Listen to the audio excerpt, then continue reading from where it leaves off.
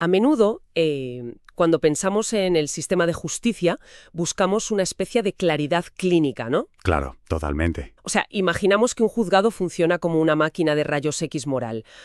La idea es súper sencilla. Los hechos entran por un lado, el juez enciende la máquina, escanea la situación y por el otro lado sale una placa nítida. Una placa que te muestra exactamente dónde está la fractura entre la verdad y la mentira. Exacto.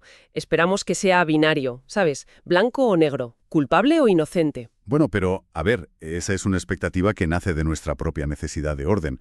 Necesitamos creer que nuestras instituciones pueden categorizar la realidad humana con precisión matemática. Ya, porque eso nos da una falsa sensación de control. Eso es. La realidad del comportamiento humano rara vez se deja atrapar en una radiografía tan perfecta. Y ahí es donde la placa sale borrosa. Hoy vamos a hacer una inmersión profunda en la anatomía de la mentira. En cómo la falsedad choca de frente contra el Código Penal en España. Un choque importante, desde luego. Sí, y vamos a ver por qué las cifras y estadísticas que rodean a las denuncias falsas son tan increíblemente volátiles. Tenemos fuentes muy variadas hoy. Sí, tenemos extractos del libro de Juan Soto Ibars, ¿Esto no existe? Datos del Instituto Nacional de Estadística, informes de la Fiscalía y también el análisis del psicólogo clínico Adolfo Harne Esparcía. Material denso, ¿eh? Muy denso. Y por eso, antes de arrancar, quiero hacer una pausa y poner las cartas sobre la mesa. Esta es una regla estricta para nuestra inversión de hoy. Fundamental aclararlo, sí. Vamos a manejar datos sobre violencia de género, estadísticas de criminalidad, denuncias falsas, o sea, temas que son políticamente súper sensibles. Y que generan muchísimo debate en la calle. Demasiado. Por eso quiero dejar meridianamente claro que aquí no vamos a tomar partido por ninguna postura ideológica. Ni de izquierdas, ni de derechas, cero. Nuestro objetivo es única y exclusivamente reportar, analizar con neutralidad total los datos y las ideas que exponen estos autores. Eso es, entender la mecánica detrás del sistema, sin juzgar. Así que vale, vamos a desgranar esto. Porque para entender lo que pasa hoy en la sala de un juzgado, creo que tenemos que asumir primero que la mentira no es un invento legal. No, que va, para nada. Es una herramienta de supervivencia brutalmente antigua, ¿no? Absolutamente.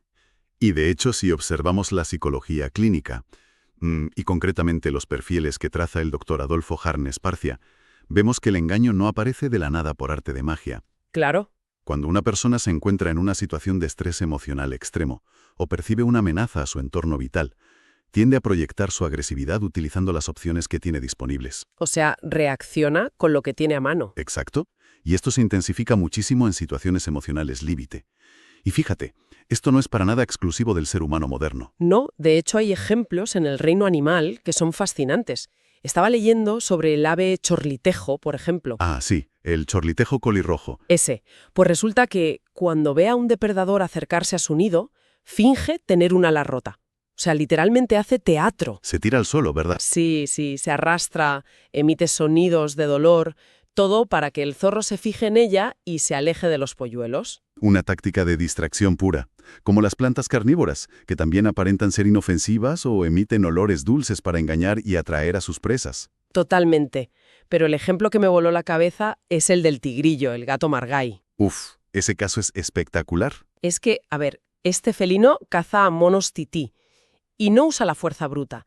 Se esconde y emite un llanto falso que imita a la perfección el sonido de una cría de tití en apuros. Es alucinante. Simula un llanto de socorro para manipular el instinto protector de los monos adultos. Claro, van a salvar a la supuesta cría y ahí los caza. Es un engaño auditivo y emocional calculadísimo. Muy sofisticado, sí. Y esto me lleva a una analogía que quiero plantearte. Leyendo el material de hoy sobre cómo operan ciertas falsedades en momentos de crisis, es posible que el ser humano utilice el sistema judicial y las denuncias como un mecanismo de defensa primario cuando se siente acorralado. O sea, como el gato margay usando el llanto falso. Exacto. En lugar de usar los colmillos o las garras, usas el juzgado. Pues, a ver, lo fascinante aquí es que llevamos milenios intentando controlar precisamente esa naturaleza humana, ese instinto de usar la falsedad para sobrevivir o atacar. Claro, no es algo nuevo. ¿Qué va? Fíjate en la historia. Si nos vamos al primer Código Penal español, el de 1822, que hace ya más de 200 años de eso. Madre mía, ¿200 años? Pues ya intentaba legislar contra la falsedad. Y yendo mucho más atrás, el octavo de los 10 mandamientos ya dice eso de no darás falso testimonio. O el papiro Nash, que es todavía más antiguo. Exactamente, el papiro Nash, adquirido en Egipto y que data de entre el 150 y el 100 a.C. Ya hablaba de esto. Las leyes antiguas se crearon básicamente para intentar domesticar a ese gato margay que llevamos dentro. Pero claro, si ese instinto de mentir es tan natural, el sistema legal moderno necesita tener reglas súper estrictas para clasificarlo. No todo vale. Exacto. Y aquí pasamos de lo biológico al filtro judicial. Y aquí es donde se pone realmente interesante, porque llegamos al núcleo de todo este asunto. El por qué una acusación que a todas luces es una mentira, a veces, legalmente no cuenta como mentira. Ese es el gran laberinto legal. Y todo gira en torno al filtro invisible del dolo, de la intencionalidad. Eso es. El dolo es la clave de bóveda de todo este sistema. Para entender por qué los números son tan volátiles, hay que mirar el artículo 456 del Código Penal. Que es el que castiga la acusación y denuncia falsa. Exacto. Y hay que explicar la diferencia abismal, pero abismal, que existe entre que un juez dicte una sentencia absolutoria y que condene a alguien por denuncia falsa. A ver, explícanos esto bien, porque creo que aquí es donde la mayoría de la gente se pierde. Es normal. A ver, si alguien es acusado, va a juicio y el juez lo absuelve por falta de pruebas, la gente en la calle suele pensar, entonces la persona que denunció estaba mintiendo. Claro, es la deducción lógica, ¿no? No hay pruebas, luego te lo has inventado. Pero jurídicamente eso es un error monumental. Una absolución solo significa que no se pudo probar el delito, no significa necesariamente que no ocurriera, y mucho menos que la denuncia fuera un invento malicioso. Vale. Entonces, para que el sistema señale a esa persona y diga, esto es una denuncia falsa y has cometido un delito. Sí, se exige una prueba positiva de la falsedad.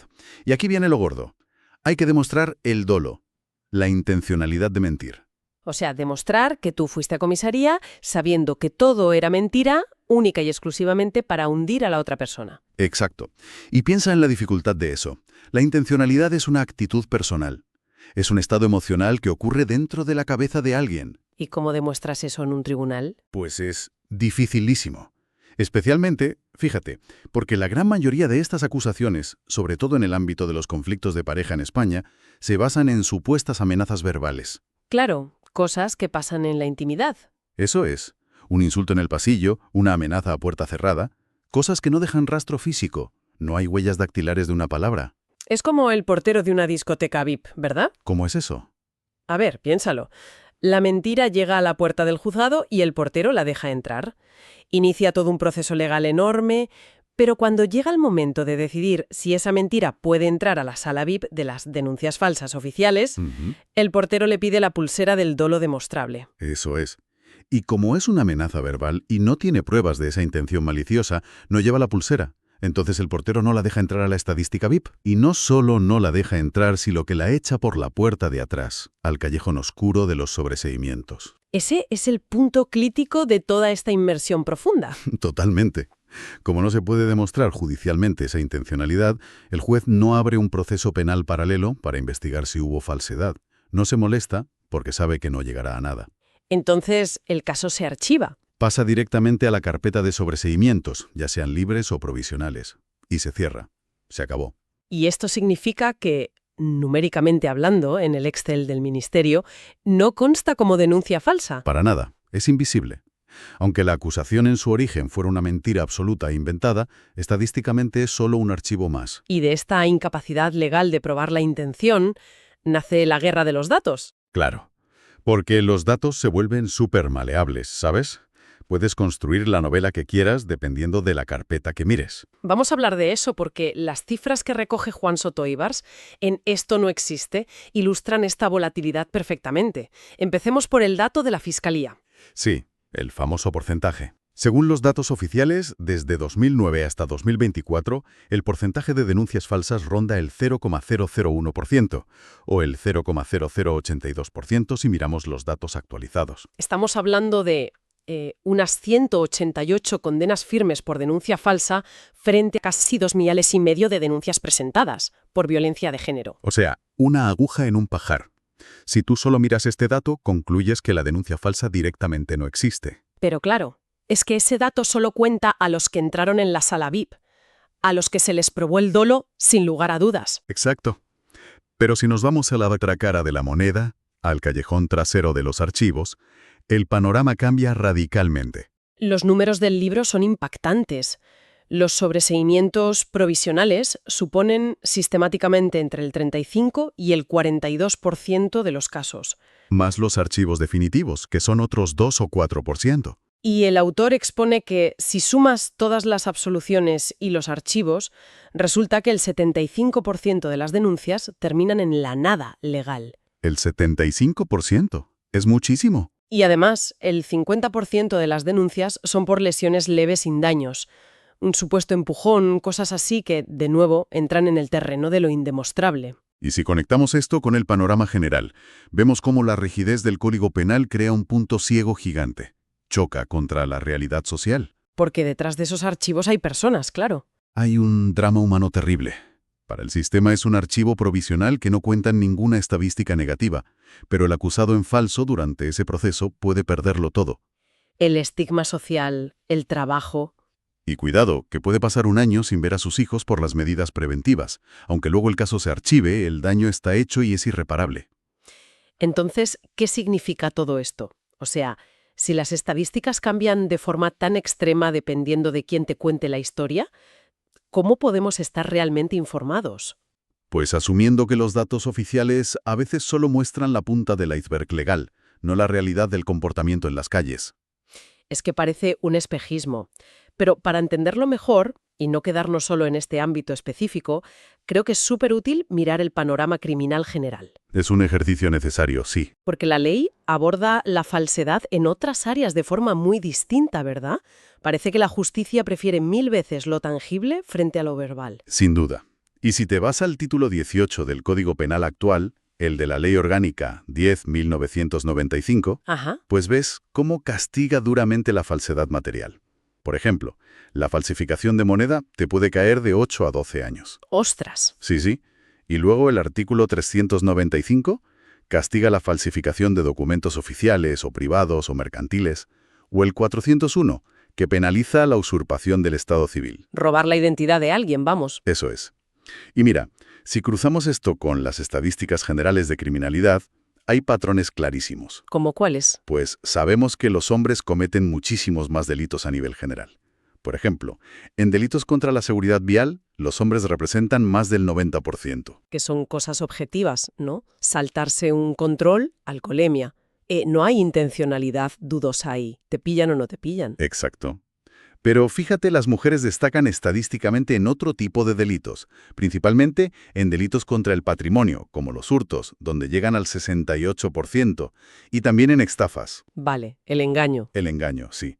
Y hay un dato curioso, muy reciente, de 2024, respecto a la falsedad en general en los tribunales. A ver. De 527 condenas totales por falsedad y simulación de delitos. Ojo, 527 a nivel global. A nivel global. Pues de esas, 221 corresponden estrictamente a acusaciones y denuncias falsas en general. Y dentro de estas 221 condenas, curiosamente, el 65,16% fueron a mujeres y el 34,84% a hombres. O sea, le dan la vuelta a la estadística habitual de criminalidad masculina. Totalmente. Y escuchando esto, fíjate, me hace pensar en una cosa. La ley trata de forma diferente un cheque falso frente a una amenaza verbal falsa. ¿En qué sentido? Pues porque un cheque, o sea, un documento, deja un rastro físico de papel. Un perito puede decir, esta firma es falsa. Hay una prueba forense. Claro. Pero las palabras desaparecen en el aire. Es infinitamente más fácil probar la intencionalidad en una firma falsificada en un banco que en una conversación sin testigos en la cocina de una casa. Exacto. Es lo que comentábamos. Valoro mucho esa deducción porque, efectivamente, la prueba documental te facilita la condena.